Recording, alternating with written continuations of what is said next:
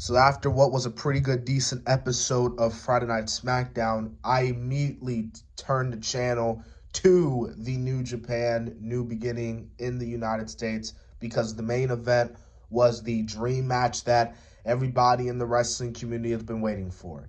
Kenta versus Jon Moxley for the IWGP US Championship.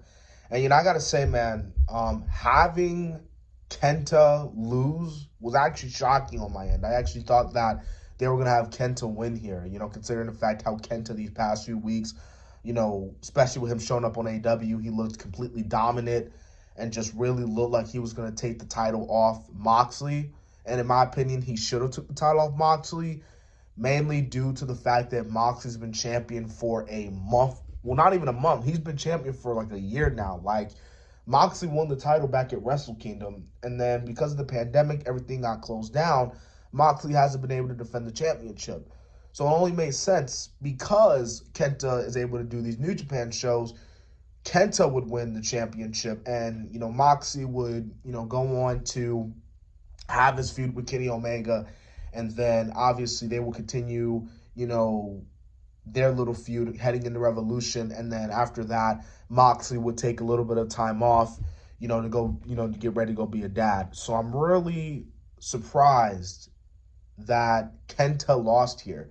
Now, don't get me wrong. As much as I wasn't too keen with Moxley winning, I will admit the matchup was really good. From a wrestling match standpoint, this matchup was really good. These two, from bell to bell, from the opening to the ending, I mean, these two were just clobbering at each other, beating at each other, just you know what I mean?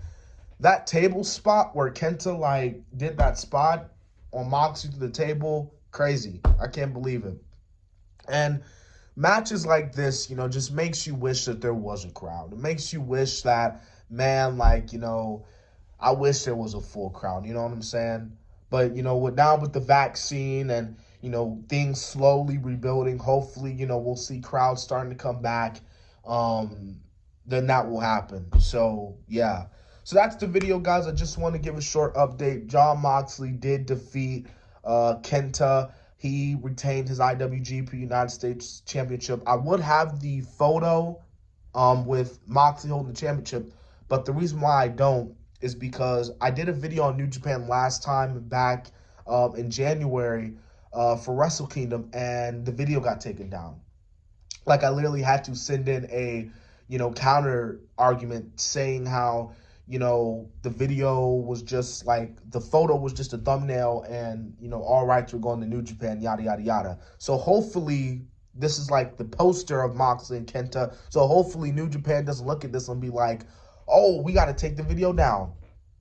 Because, again, stupid. So, yeah, man, so that was it, man. Moxley defeated Kenta. So, yeah, man, tell me what were your thoughts on Jon Moxley versus Kenta.